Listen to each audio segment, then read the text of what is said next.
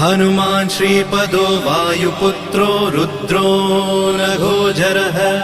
अमृत्यवीरवीरश्च ग्रामवासो जनाश्रयः धनदो निर्गुणः शूरो वीरो निधिपतिर्मुनिः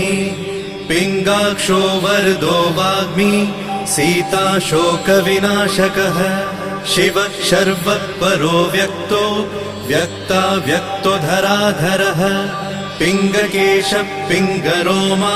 श्रुतिगम्यः सनातनः अनादिर्भगवान् देवो विश्वहेतुर्जनाश्रयः आरोग्यकर्ता विश्वेशो विश्वनाथो हरीश्वरः भर्गो रामो रामभक्तः कल्याणप्रकृतिस्थिरः विश्वम्भरो विश्वमूर्तिर्